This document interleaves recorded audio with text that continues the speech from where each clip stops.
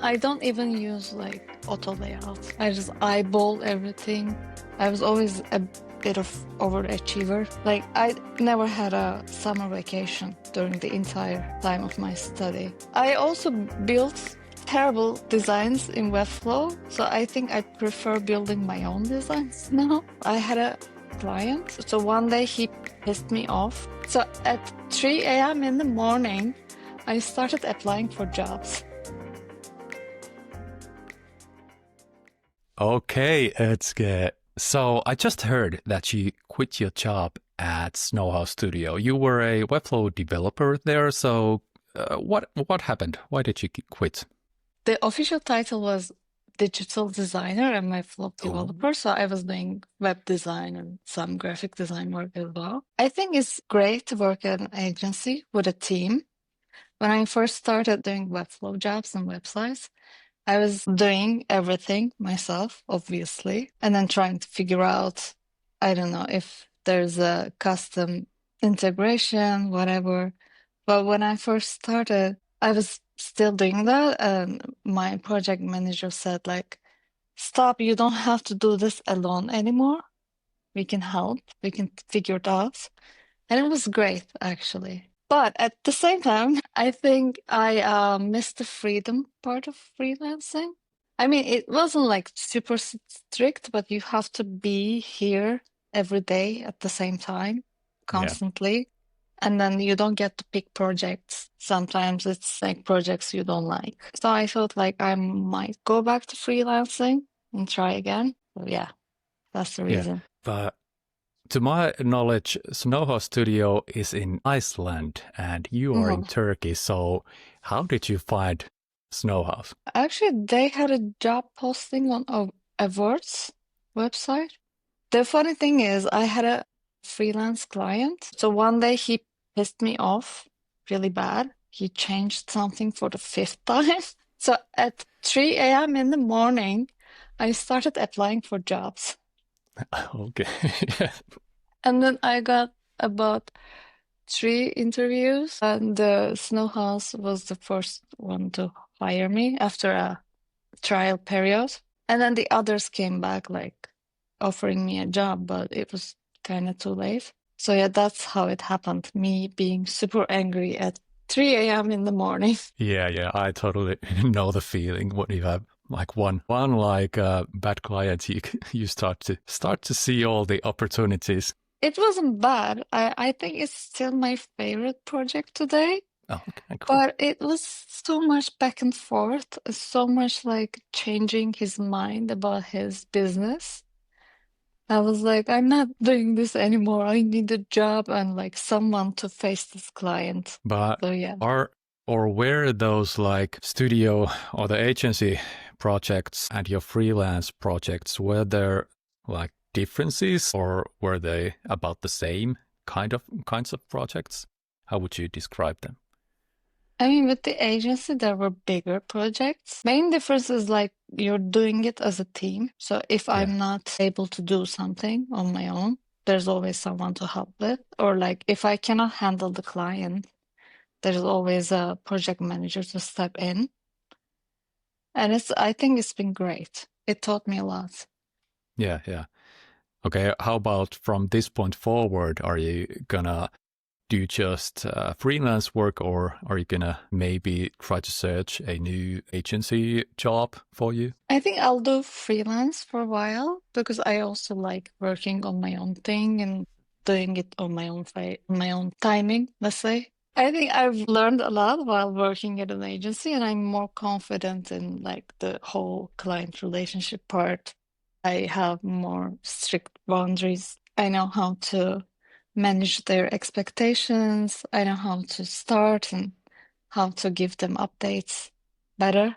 So I think I'll try freelance. Yeah. Yeah. It's so beautiful feeling when you get the freelance thing going because there's of course the freedom part, but as everyone knows, it's not always easy. You have to get your own clients and so on and so forth. But okay, yeah, we are diving deep already to freelancing and agency stuff, but we have to do little intros before we move any further. So my name is Janne Parri. I'm your host today and a general Webflow dude from Finland. And my guest today is Özge Keleş. Özge, nowadays you are crafting awesome Webflow sites, but you worked as an architect in the past and also a Mhm. freelance graphic designer before you found like the web design and Webflow stuff. And by the way, listeners, if you do not know Özge yet, you should check her work. After that, you will surely remember her. But Mhm. I'm curious, you have a master's in architecture. Why are you not designing buildings? And did I see that you had a job in Japan? So what's the story about all of that? It's a bit complicated, actually. So I was studying civil engineering first, and then I was like, okay, I want to do the architecture side, and I quit university. We have a central exam to get into university here, and it's like in 3 sessions. I don't remember. I took the examination again and got into architecture school. And before I graduated, I found a job, worked for a while, and then I applied for master's.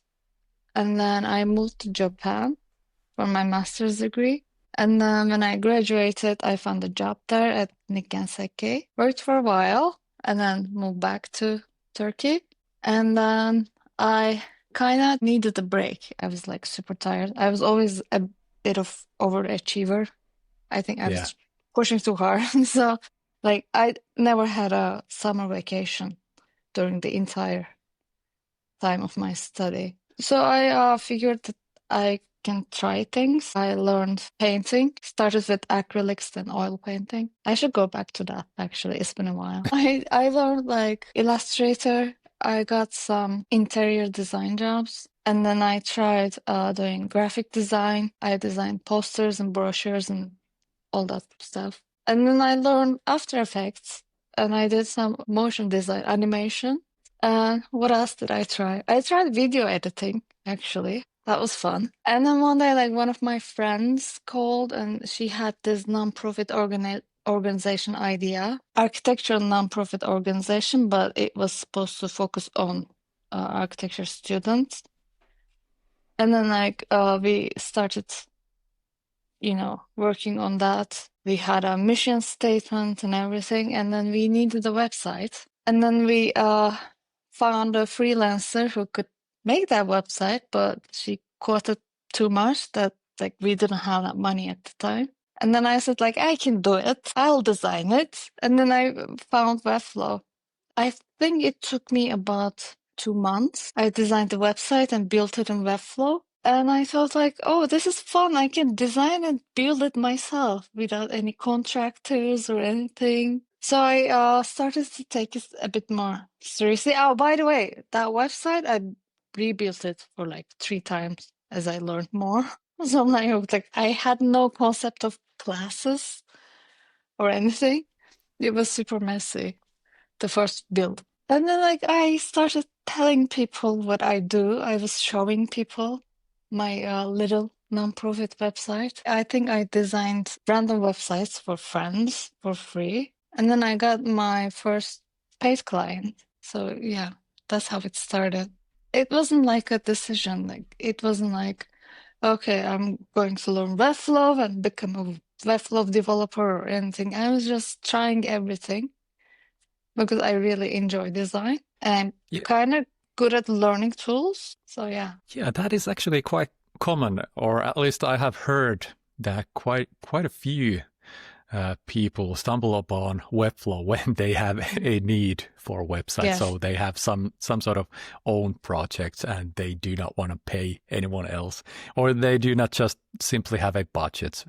Yes. So they end up doing it themselves and end up liking it. So that's one way to find Webflow. But I'm curious, are you still like doing both the design and development parts? Or do you like find that one or the other is your strength, your strong suits? I do both. There was a time that I wanted to do just development because it's easier than design. It's a hot topic that we Oh discuss yeah. with other designer friends. Why is it easier? And I always say like when the design is done and when I switch to Webflow, it feels like a vacation. Yeah, yeah. I know the feeling. I know the feeling. I also built terrible designs in Webflow. So I think I prefer building my own designs now. Or like if someone comes with a like great design, that would be fine too. I do both though. Yeah, that's the thing. You kind of want to have a certain level of design and then it will be easy to develop. I actually had a client that came to me with this just lovable AI generated site Hmm. and like, could you build this? And I was like, that is not a beautiful site. So could I like do some things better that I will see that would be better on the sites? And well, we did that project and it was fine, but it was the first time that something like AI generated came to my table. And yeah, I'm not sure if that is the case in the future that people will just generate all the stuff. But yeah, I'm rambling. I too do the design part too, but I'm always like thinking that should I do one or the other? Should I like specialize So, or focus? So do you have the same pressure to do one or the other? I mean, I thought about specializing in Webflow only and doing builds, but then if the design is not good, it will be like a bit of a torture for me, and I will try to fix the design and they will say no. So, most of my clients came to me for design. Webflow was a plus. So I think I could say I think that it's my strength or a differentiator. Yeah, yeah. I have asked the same question quite a few people, and they all say the same thing that it can be viewed as a like differentiator, as a strength, and doing like the both things. Like not all of us need to be doing those, let's say, enterprise grade projects where there are Hmm. like multiple people in the team. The team part is cool if you get to a team, but you can you can definitely find your place doing like the both things, and it will usually be easier for the client It's also. also that there are many great developers, Hmm. and there like, of course, there are many great designers, but I think development is easier to learn. And with design, you need time. You need to practice it for like hundreds of times. Because like the first thing you need to develop is a taste, or like you need to train your Yeah, eye first. Because like when there's something wrong, you need to have an idea why, and which takes time. With development, like it's there, it's so simple, I think. I'm not saying it's easy. Like time-wise, it takes longer to learn design. I'm with you on that. Development is like black and white. It either works or it doesn't. Yes, that's my point. Yeah, but with the design, there's all the opinions, and of course, if you get to a point that you are like the authority, you have the taste and you can like say to the client that wants to make a logo bigger that is Hmm. not the right way to go. And I'm the professional saying that to you. So listen to me.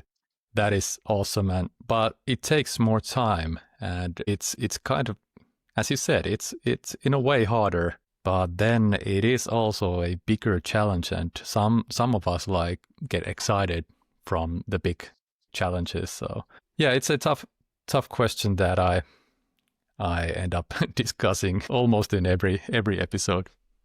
It's also harder to explain to the client because, like with development, you can say you cannot do this because technical explanation. Yeah, But with yeah. design, you do the technical explanation, but to them, it's not technical. Yeah, that is so true. Like you do not even need to say any like explanations on the development side. You can just say that that is not possible, and client is Yeah. okay. The code is not doing that, and that's it. But like with design, when you explain, it's not always acceptable. Yeah, it is not that clear. How about like brand identities and visual identities? Are you tempted to design those too, or have you designed something like that in the past? I think what I do is kind of micro brand identity, but I don't do logos and like the whole brand identity. I think I design based on the vibe and look and feel. I Yeah, don't have like a strict technical approach to it. yeah, So I yeah. can bring together like colors and typeface, and that's it. But that is in itself quite good, and some clients need just that. Hmm. I have in the past done like even like logos and brand Oh, identities, but then those projects were like far in between every now and then, so I stopped doing that because I had no like routine for those. And at the same time, you see all the awesome designers doing like just yes. the brand designs or visual designs, and I will happily leave those projects to them. But I'm curious Hmm. about your process. Let's say you have a project where you design and develop the whole site. What is like your starting point? Probably some sort of discovery phase. What sort of things do you go through with your client when you start a project? I think the first thing I ask about is some keywords about the overall vibe, you know? Things like is it going to be funky, cool, elegant, or professional but cold, or things like that. I don't ask them to define it. I just ask for some words, random words. And then I bring together like different mood boards. It's usually one minimal, one flat design, one Swiss, which is my favorite, and one with Okay, like yeah, lots of colors. So I ask them to like pick the things they like. It can be the whole website, or it can be just a button. And then from there, I try to get the look and feel thereafter, or like the identity. And then we start yeah. from there. If I was a client too, like if I'm redesigning my portfolio, this is how I started. Like I sat down and thought about like what I want people to feel and think when they first enter the site. So I think I design based on the feeling more rather than a strict concept. And then like after that, I come up with a concept, of course. Yeah, yeah. Uh, what does your like concept look like? So if you have like the mood boards, what is like the next step? Do you like design drafts for the home page, for example, or just a hero section or multiple sections? What does the concept look like? I mean, I start with the whole homepage. I used to do like three options. Now it's two. I think three is too much and confusing. I used to do like put one terrible design so that the client would pick the one I want them to pick. But one time they picked the terrible design, so I stopped doing that. I kind of do the same thing. I try to do like three drafts of the homepage, and usually there's some like boring version, something Hmm. in the middle, like not too boring, not too out there, and then something that is way out there. So like very somehow like futuristic or colorful or something like that. And that's the thing. I I have the same experience that if I put something out there, there's a chance that it will get picked. So I try to, even if it's the boring one, I try to make it so that I do not Yeah. feel bad if the client picks that. Actually, one thing that I'm now thinking of about this specific part of the process, I had Benson Woodring on the podcast, and he kind of does the same thing in his studio, but he designs just like the hero section, like a couple of hero sections. Hmm. And that way it's way like easier. You do not have to like design the whole page, because as you said, three is quite much. If you like do three drafts of the home page, you kind of want them to be at a certain level. So there's a lot of work there, but just the hero sections usually include all the key things and the key visuals that will do the first impression and so on. So any thoughts about that sort of thing or process? It makes sense, but at the same time, like, I'm not sure if just one hero section would define the entire style because something else could follow it. I don't know. It makes sense in one hand, but on the other hand, maybe two more sections. I'll try though. It's a good idea. I mean, you will be showing like how you use typography and maybe some colors and what kind of layout, so it could be useful. Yeah, exactly. And one can do something in the middle, like designing just a couple sections from the Mhm. from the first page. And if the hero sections are like totally different, that's a more reasonable approach. But if they are quite similar, then it might be wiser to design more. But I'm curious about the design phase. Do you use other, like, how to say, like frameworks or tools? Do you like do site maps and wireframes, maybe even something like user personas or something like that? No, I don't even use like auto layout. I just eyeball everything, put things together, and like there's a second option, copy of that, but I rearrange everything, change the colors. I mean, you can use frameworks or Reloom or something like that, but I really think design is a process. It's not like the outcome because you discover while you're trying things, you know? You flip something and you get a different idea and then you try that. I think that's why like AI will be probably really good at design, but I'm not sure if it would be great because it's not the outcome, it's the process. Like during the process, you get an idea or like your client gives you a weird feedback and you're trying to address it and you get a different idea. So like I try not to start with anything. That's why. Like I want to be as free as possible. And I think it's like for me it was the best approach so far. Like I don't know what you think or how you approach design. Yeah, I agree. I agree definitely. If you use like some sort of templates, there's always the risk that every design will seem to be like about the same or similar. And the thing with the AI, there's high chance that AI will get good at designing, but the results end up being quite average. Of course, Mhm. well, it's AI and it might develop and it depends on the prompts and so on and so forth. But there is still value in starting from the blank slate. I have seen your work and there's a lot of like cool effects on the sites. So at what point do you think of the effects and some eye-catching details?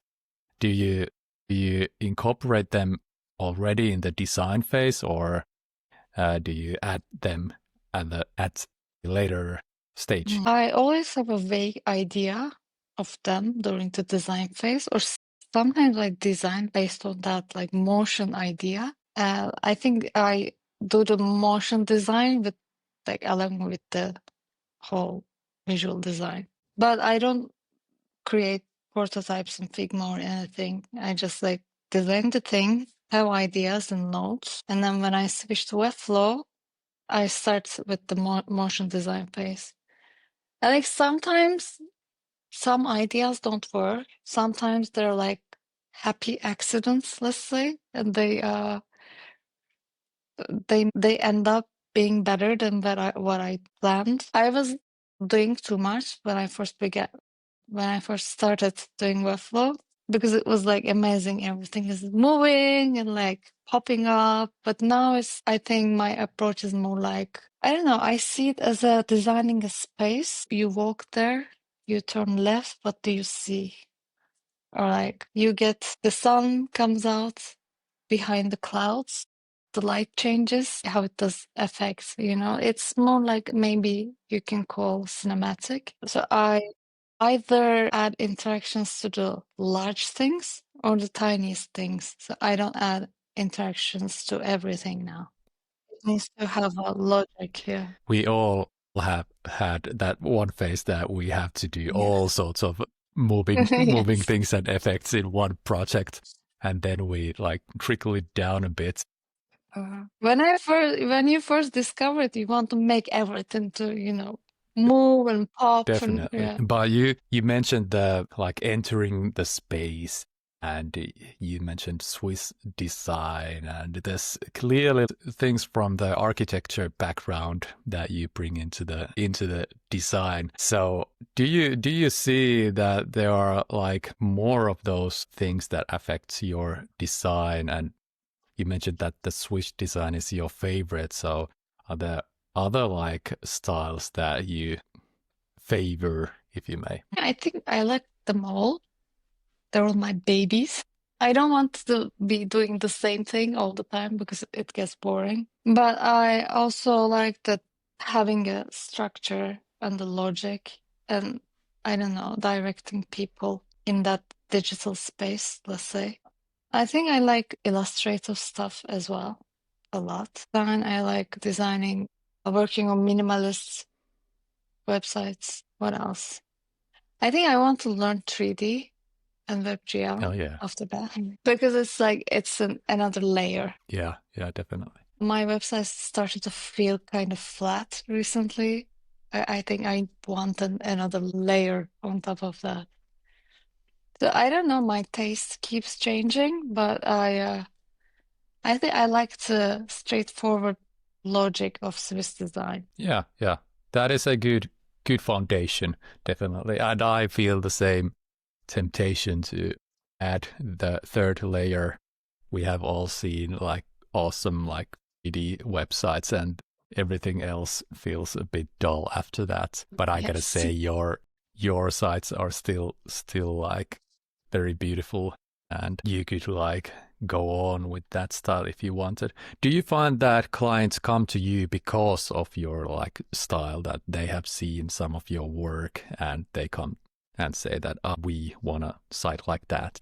Yes, that's almost all of the clients, which is not always great, but I'm happy that they come for the design and the style. Not great part is that like I have this side project. It's about Ego Shile, the painter, and Okay, it okay. has so many horizontal scrolling sections. So some clients came asking for horizontal scrolling website.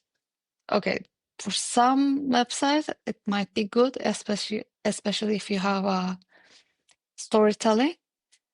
But one of them was something consulting.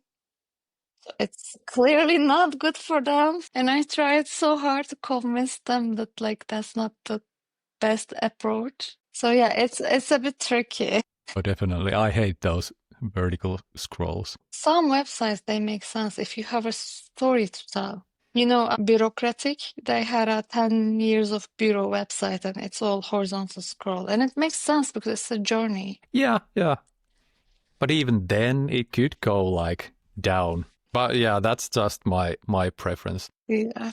If you're like business, no, like maybe you can have one section with a slider or whatever, but if you're telling what your company does like that, I'm not sure if it would work. Yeah, yeah. But about your like clients, well, you are now about to start freelancing again. Where do you have your clients coming in? You mentioned that they might come as like an inbound, just ask about the previous work, but do they come from social media, or do you have Mm. any other channels, or are you about to build some channels? So the social media thing is a regret of mine. All my friends tell me to tweet my projects or maybe random ideas. I've never done that. I was busy, no. I was just I have afraid been of busy too.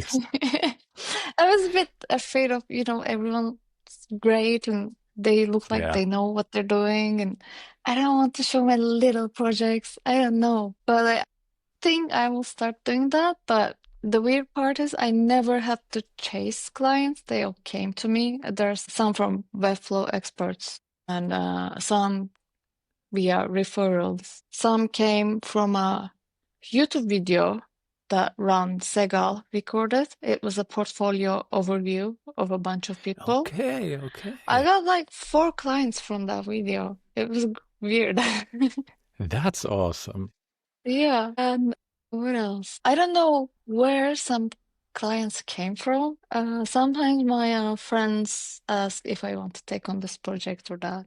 So yeah, but I am planning to, like, after I finish my portfolio, I am planning to uh tweet a bit Yeah. and maybe share on LinkedIn. I don't know. I just started posting on X. I It's haven't been X. active. Yeah. Well, we It's can not Twitter anymore. call it Twitter. We can call it Twitter I still because call the it X. Twitter. I'm not accepting X.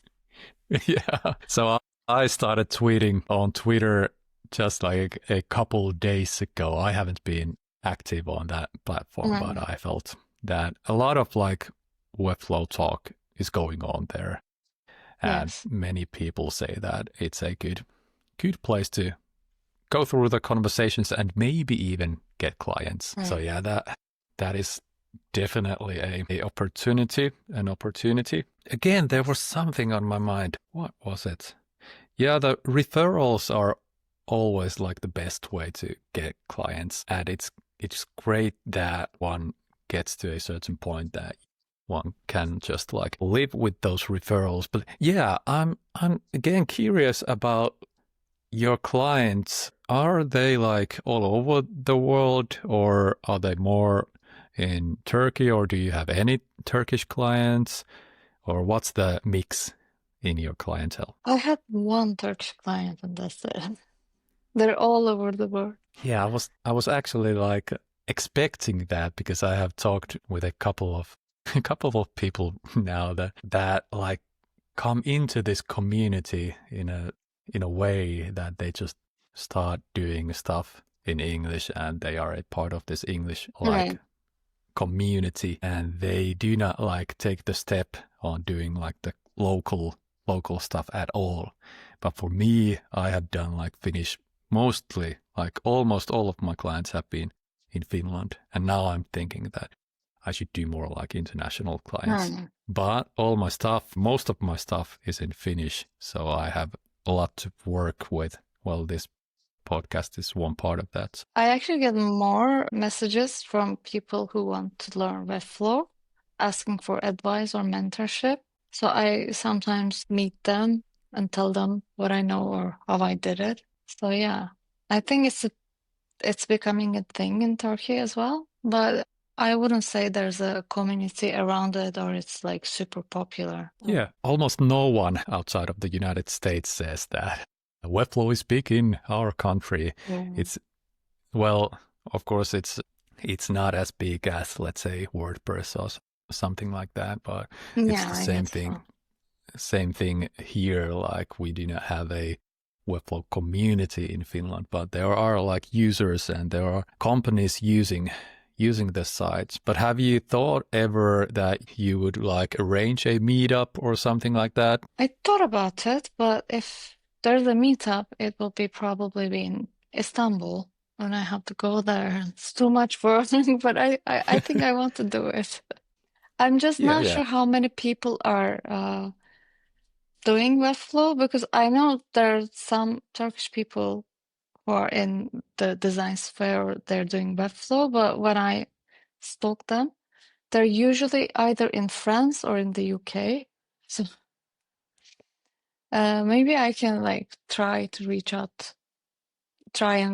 to the web lovers here. Oh, definitely. I'm It could be and fun. yeah, totally. And it the meetup does not have to be like anything huge, just a couple Mm, of people. That would be awesome too. And maybe it will mm. start to grow from there. But are you a member of any like online communities, maybe Floxies or something like that? I want to join Floxies actually. I'm not. We just have an inner group of friends that started as a community, then it evolved into something nice and weird that we meet every Monday. I mean, we Okay. talk about Webflow stuff and help each other out, but there's also a lot of personal stuff as well. We recently got together in Prague, and Okay, like, that is so yeah, awesome. Does your group like have a name or something like that? it's called Judgment Day. There's a lot of judgment as well, so super healthy. It's not just Webflow help or integration or anything. I ask a lot of stuff about client relationships or burnout, or I ask for advice every once in a while. It's very good to have people around. Oh yeah, totally. And yeah, people, even if they are like in the same like stage as you are, they might have a experience with a similar thing, just like in the client relationships and so on. So actually, before we started recording this, you mentioned that you learned a lot from the Webflow podcast. So what are your like recent feelings about client relationships, and do you have any tips for people, let's say, who might be starting out Mhm. freelancing or something like that? I think the main struggle for me was that I was learning design. I am learning tools. It's good. And then I started taking freelance projects, and I realized that I was terrible at managing clients' expectations, or like I wasn't good at communicating things, or I was terrible at setting boundaries. Yeah. I think it was like much harder than to learn design or Webflow or whatever. So working at an agency was great in that way. Like there's always someone who can draw that boundary for you. But I guess I'm doing better now because like it's something you can learn and you need to practice. But I'm not always sure that if what I think is correct. I doubt myself a lot. So sometimes it's like I think it's a bit weird, but I ask ChatGPT, like, okay, this is what I did. This is what client is doing. Be brutally honest. Do you think it's that or that? Or like, can you analyze this situation like being super like, I don't know, analytical? Be a Yeah. mentor. Don't pick my side. And I'm not using it to decide. I'm just like I was doubting myself so much. It just brings in a bit of clarity. I do not think that that's weird at all. I do similar things, like especially about things that I do not know, and I want to get some sort of general sense. What should I do, or how should I approach this, and Mm. that sort of thing. I feel that ChatGPT is quite good for that. And as you said, you can then do the decision yourself. Mm. I'm not asking ChatGPT what I should do. I'm just when I cannot decide if it's normal or not, I Yeah. just wanted to analyze it, and then I think it does a great job at that. But Oh, I, definitely. when I am not sure what to do, I ask my friends for advice. But it's getting better. I'm not like recently, I haven't used ChatGPT for that kind of stuff. Yeah. I think you learn in time after your like 20, 30 project, you start to see the signs and then you step in. Oh, yeah. Oh, yeah. But there will always be, at least I feel that there will always be some doubts inside Yes. you. Like, is this the right way to do things, and so on and so forth. I'm not sure if that will ever go away. Of course, it would be nice if you learned the things like quickly, and Yes. sometimes things that you can learn by just asking your friend or someone who has gone through that are so like important, and you can ease your life so much with one single question. So Yes. for anyone who is listening, just ask. As That will people. probably be helpful. I mean, before moving on about doubting yourself, Yeah. maybe just instead of doubting and saying yes to everything, I started to think that maybe it's better to make a mistake, do that mistake, see that like you're still alive and safe, it's not a Yeah. disaster, and then move on and learn how to deal with your mistake, right? I think I was a bit scared of making a mistake. Yeah. And the thing with that is that what if the thing like works? What if it's not a failure? Let's say that you are Yeah, thinking that should I raise my prices, and you are afraid that no one will hire me after that. But what if it works? Like what if you get yeah, to right. raise your prices and you get like bigger projects and something like that? There's always the opportunity for the thing to work. We are just scared of the failure part, the negative side.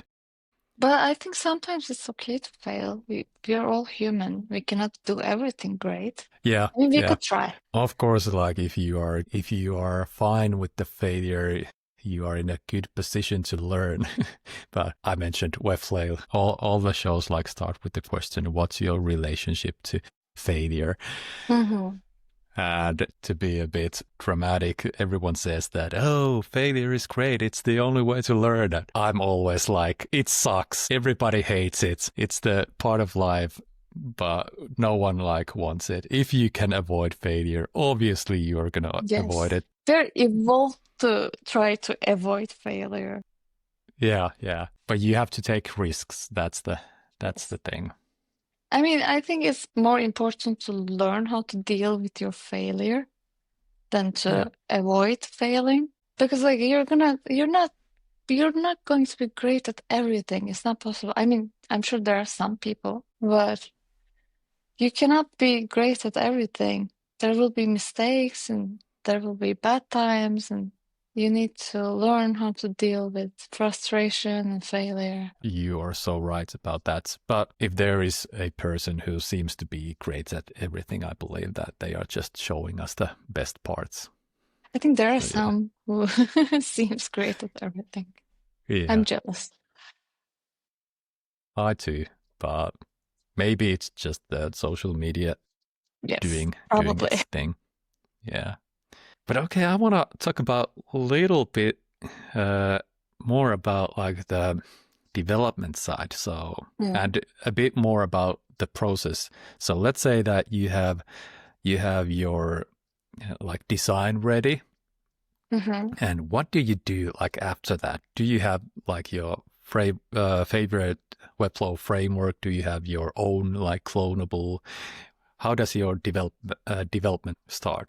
I was using client first, like everyone else, and then Yeah, I like it, but it's too much divs inside of, you know, divs. it's Yeah, too much nesting. stacking, nesting. It's too much nesting, and then it's too much naming. And when you see the name, you don't know what it does, Yeah. kind of. So I have my own weird Frankenstein's framework that brings stuff Oh, beautiful. from Must, stuff from client first, some stuff I liked from Lumos, but I will improve it for sure. Yeah. I'm curious, what things are you bringing from Mast and Lumos? I think in Must the naming convention is simpler. Also, I like their Yeah. grid system. Mm. I don't know what I was bringing from Lumos. I think some interactions and what was I copying from them? I was copying the how it approaches responsiveness, basically. That But is I will actually quite check them handy. again. I think there were like many updates after I did my weird framework.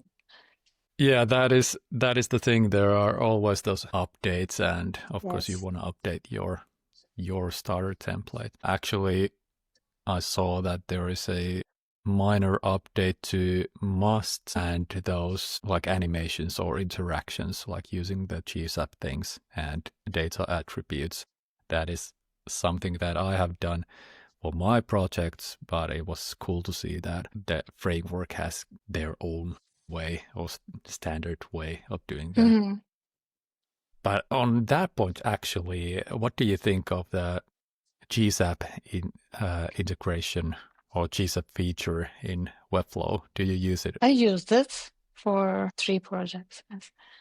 I think it's good. It would be great if they keep adding stuff to it. For now, I think it's very easy to use, faster than writing all that stuff. But maybe we could have, I don't know, breakpoints, different animations based on breakpoints, maybe. But I think it's good.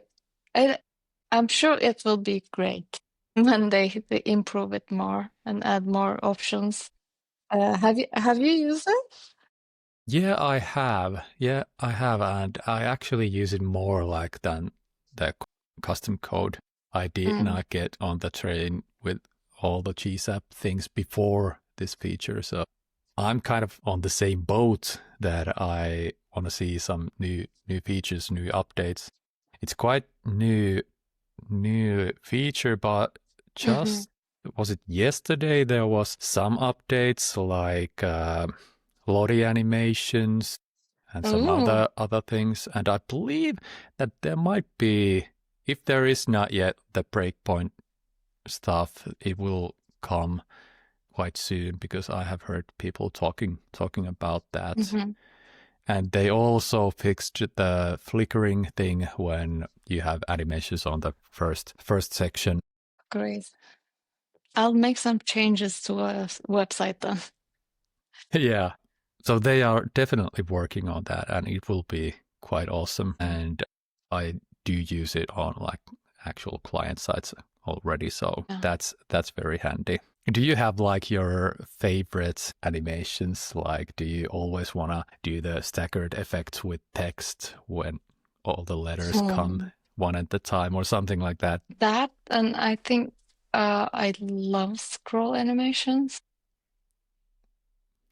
Yeah, like because it's, stuff just appearing when you scroll or something else. yeah, like things that move as you scroll. Oh, yeah. Uh, what else? I like all animation. I think I don't have a favorite. I like hover animations as well, especially if they're like more of an Easter egg that it's Yeah. obvious but hidden somewhere. They're like nice surprises that add a different level to the craft, to the website. Like hidden details. And when someone discovers them, it's a completely different Yeah. feeling that people have like put effort into such a small thing. Yeah. I don't show my clients the interactions.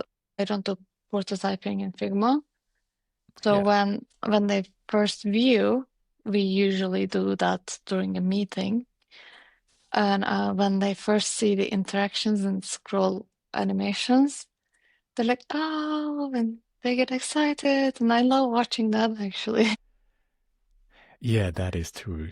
I did the same. I never do like prototyping in Figma, If they but ask, I I say like, it's a surprise, just wait. that's actually good. I usually say that this Figma thing is static and there will be some like effects or something like that. Maybe I Mhm. should just say that. It will be surprising. It will Yeah. be the famous word dynamic. Something dynamic. Yeah. So cool. Yeah. Those things, those like animations they are like expected nowadays. And I have seen your work that you have done some Oh, beautiful thank you. things. I'd like to do more like something like SVG things, like Yeah. paired with scrolling or something like that. But I usually do not like have the assets, so I should have some sort of illustration Mhm. or something like that. Do you do all the assets yourself, or do you have like people? Do you outsource some? Let's say if you want illustrations or something like that. It actually depends on the project. If the client has the budget, we can outsource. Sometimes I do. Sometimes we just, if they ha don't have the budget, we just go to a different route, you know? Yeah, It actually depends on the client and the project. I used to do illustrations, but I stopped because like I don't want to do everything, illustrations and like the little branding study and sometimes a bit of copy design yeah, Webflow. I think it's too much. I think different people should do different stuff. I mean, it's much better if a like professional illustrator. yeah. So even if one could do, it's hard to do everything at the same time. So then the timeline would be longer, and it's good to like share the load. Yeah, share the Yeah, load. usually if one like focuses on illustration, he or she will be way better at it. So that's Yes. a good way to outsource. That Yeah, go on. also, I realize that it's not always great that you tell your client that you can do all. I Mm, don't know why that they don't take you seriously as much, but if you say that, oh, I have a great illustrator that I work with, you seem more professional. that is actually so true. Yeah. Like sometimes even if you can do everything, maybe you shouldn't. I'm not sure. Yes. Yes. Definitely. That's actually a good good idea. I If you mean, if say I that, say I can do your illustrations, your web design, your development, and I can design you a nice house, it's weird. I don't think they would trust me. yeah, yeah, they know that one cannot be like great at everything, Yes, and it kind of gathers like respect if you say that this is my lane. I'm yes, very good at this thing, and if there's something outside of that, we should find a person who is great at that thing. yeah. I think that's better. Yeah, and that is also healthy. Like we talked about setting boundaries. I think that that's a good way to set boundaries that you do not even try to do everything. Yes. At least at some point I felt like the temptation to do everything, but nowadays I'm like almost like just a Webflow person. I'm thinking that maybe I should leave the design things too, but yeah, tough things to. I mean, I love the design part. I'm in it for the design part mostly. But sometimes it's so much back and forth and no one knows what they want. And sometimes it's harder than development. So Yeah, yeah. design, development as a break, design, development, it might work. Yeah, there is the variety. I believe I had Maria Carava here, and she said the same thing as you that when the Webflow part starts, it's like it's like vacation. Yes. It's in a way easy and simple. So, but should that be a indicator that one should focus more on the development and less on the design? I mean, it depends on the person, whatever you enjoy, I guess. I enjoy Yeah. all, so I think I will do all. Yeah, and maybe at that point when you have been doing the design, it is just that you have worked on the same project so long that it Um, it feels a bit like not stressful, but it's not new anymore. At yeah. least I feel that when a project starts like approaching 2 months or something like that, it is not that fun anymore. Yeah. And I kind of liked to start something new and be excited again. I like building my own designs. It's like I always have this it's alive moment, you know? Yeah, actually about this specializing thing or not specializing, have you thought that you would focus on some sort of industry or field, like Ah, doing projects for a specific type of company or client? no, I think I would be too bored, you know? I'm making websites for, I don't know, lawyers, let's say.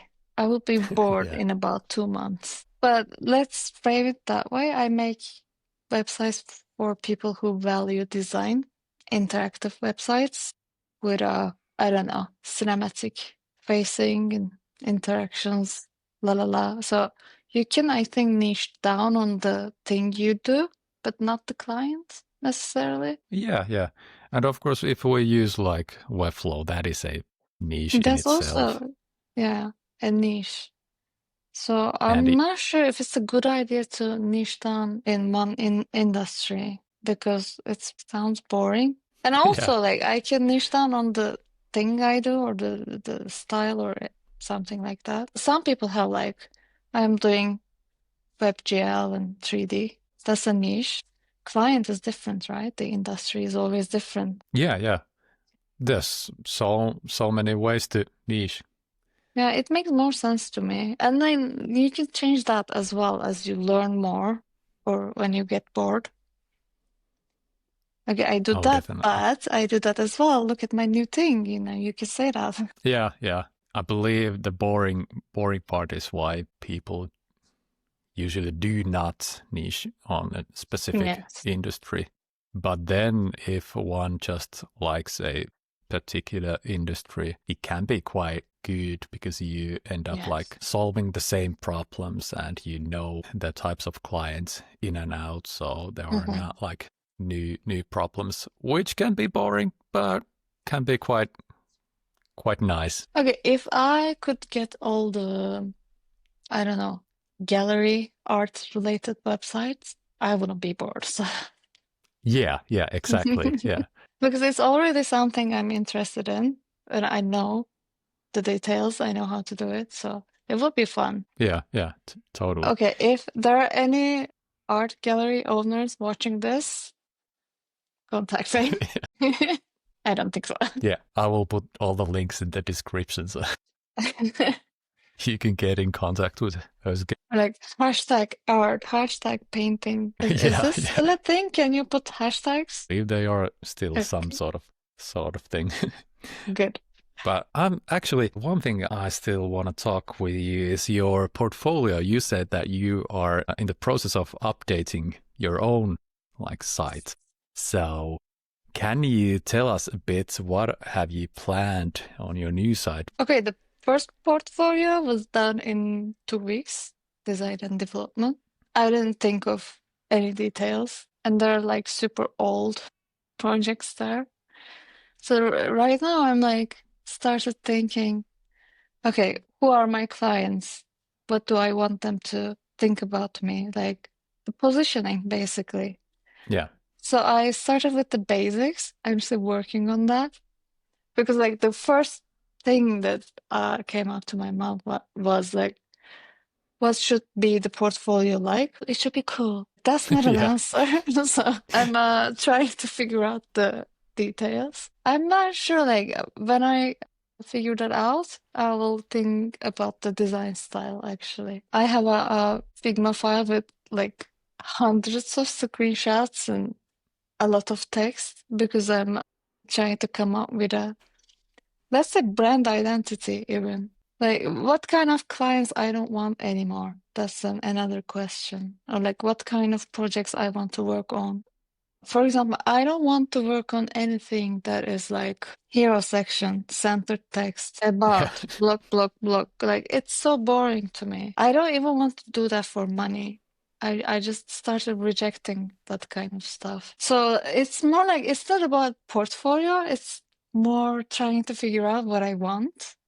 So last week it turned into a little identity crisis.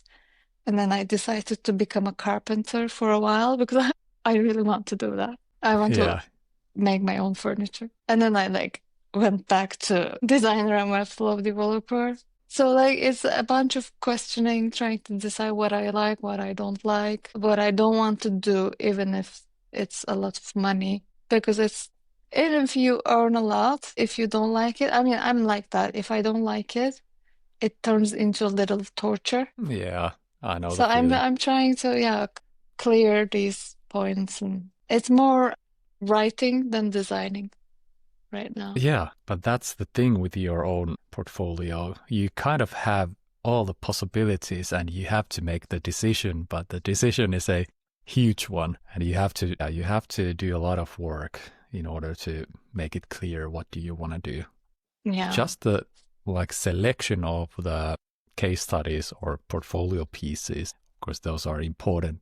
You attract what you show, so Yeah, no horizontal scrolling websites. yeah. They're Good. Yeah. gone. Yeah, that could be my first line on my portfolio too. I'm actually trying to update my portfolio to especially like the English version. Uh, we can collaborate on that if you like. Yeah, yeah. I kind of have something along the lines of the design, but I believe I will be the worst client for myself. I will change it so many times. That's normal though. I mean, Yeah. my first portfolio, I was the best client. It was just done. Let's apply for jobs. But now I'm like, I get what people mean when they say like designing your portfolio is super hard. It is. But your current or like the last portfolio, it's Mhm. still quite cool. And I believe that is the one that was on the Ron Segal's Yes. video. And I believe it won some sort of award. It didn't win an award, but it brought me clients. And it stopped being cool for about like a year and a half ago for me. Yeah. Like one day But it's like it's not cool anymore. You need a new portfolio. that's great if it lasts for, let's say, 2 years. That's that's good. It's not like you publish it and then immediately start thinking of the rebranding or Oh no, redoing the I site. liked it for about like 6 months. Okay, This is 6 months. good. Yeah, 6 months is very good. yeah. I actually have a problem with my like Finnish site because there's a lot of pages and it does really well on the like SEO SEO. results. Yeah. So I'm afraid of changing it. If you want to be more business focused, that's great. If you want to be more design focused or like cool, you need to sacrifice some of that. Yeah, definitely. And I see that quite many people have like one pagers. I believe Mhm. yours is one pager too. And yeah, it does not one pager is not optimal for SEO, but it's way easier to do all the cool stuff on a one page. And Mhm. people are doing just fine with that, especially like those like design oriented Mhm. freelancers. Yeah, I might do a one pager for my English sites. I mean, it also depends on where you are. If you have like a lot of awards, you can just get away with one screen with links. Yeah, I'm just thinking, could there be a web design freelancer so well known that they did not need a personal website at all? I think there are some. Yeah. I think that like some of them don't even have websites. Some have just links to their projects because they're on other platforms like awards or I don't know, their own X. It would be cool. But I would still be designing my portfolio just to design it.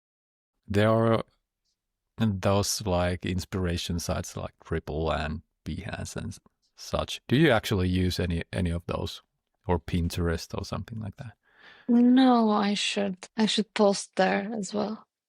But what about when you are like designing? Do you search for inspiration? Yes, yes. I search everywhere.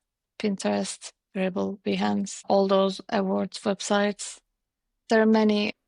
I have a list of like inspiration search. There are many websites I Cool. try to follow. Are there any like not that big, like not that well known sites you could mention? I think I found one yesterday. I'm not sure if it's big. It was the first time I was seeing it. Let me search. Browsing mode? Like Browsing Monk Browsing mode. Mode. mode. Yeah. I was thinking a like a Shaolin monk browsing the website. That would be cool. I think many Yeah. people know this, but I recently found out Click and Teke, this one. Oh, that's a weird one. Yes. And there are many. Okay, I cannot pronounce it, but there's the blog that Gaetan Pautler. I think everyone knows that. Yeah, things like I'm that. not sure that I know that, but yeah. I can send you links. Do that. I will put them in the description. Ah, If, as a last topic, I could ask you that if there was a young Özge starting out their web design mm. practice, what would you advise them? Just post your shit everywhere. Yeah. Like even I knew when I first started, Webflow community was strong, but like I never had the courage to actually join because I thought like I was not good enough and I should learn properly and then show people. and then become a part of the community or whatever. Like I still cannot, I still don't post because I always like it's not good enough. I think one advice I would give myself is like just do it. That join it, talk to people. You don't have to be perfect. I think it's a bit of perfectionism. Yeah, it's a tough Yeah. one.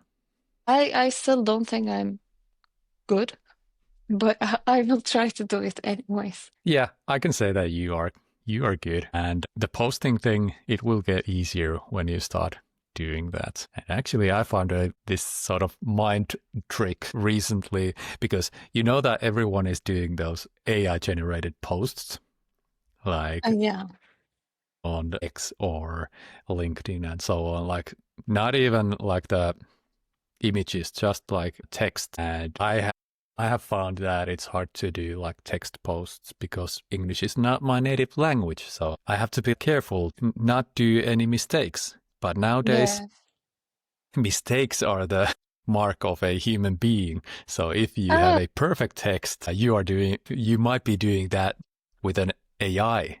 But if you slip in a couple of typos, spelling mistakes, you that's are a great to human hear. being.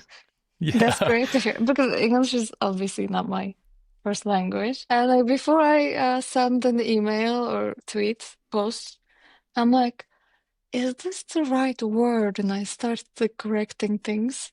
Maybe I shouldn't. Yeah, maybe. I believe as we will have more and more generated stuff, the personalities, the human generated things will like rise in value. At Yeah, least I hope. Would you agree? I mean, imperfection will be a sign that you're a human, I guess. Yeah, yeah. And even if you like think of all the art pieces and stuff, like just the thing that you know that a person has done this, it will be a thing that rises the value of the things. Yes, definitely. Okay, we have one last thing. But before that, if people want to contact you, follow you, where should they go? They can on LinkedIn, on X, and I have an email address on my old portfolio. So yeah, I think that's the three best way to contact me. Yeah, I will put those links in Okay. the description. But actually, again, about your portfolio, when can we see the new portfolio? Okay, I promised someone that I will finish it at worst case scenario at the end of January, at the end of next month. So Yeah, worst case yeah. scenario. Yeah. Beautiful. I will be checking that out. So there's some accountability for you. I will be posting it as well. Beautiful. Okay. The last section for all of the people who have listened this far. This is a weird Finnish section at the end of Oh every yes, episode. I know. So I will tell you a Finnish saying and I will translate it to English word for word. And your job is to guess what it means. So the saying for you, firstly in Finnish, is mennä putkeen. And in English, it is to go into a tube. Like what? What does it mean if I say that? Usually it is some sort of thing like this project went to a tube. Yeah. Is it something bad? Actually, no, it's kind of the opposite. So like maybe it's on the right way? Yeah, in all simplicity, it just means that it went very well. Like this project went very well. It went to a Oh, tube. what was the finish? Mennä putkeen. I could Mennä say this. putkeen. Yes, yes. Okay, I'll use that. No one will know Yeah. what it means, but I'll be saying that anyway. Yeah, this is a weird Finnish thing that I have to do. That was kind of logical if you think that you have a tube goes, let's say the project goes straight, not like Mm-hmm. lingering. So in a way, Okay. that was a logical. Okay, Özge, this has been a blast. I've really enjoyed this conversation. Thanks for being here. I'll let you go. And for the listeners, thanks for being here, and we'll see you in the next one. Bye.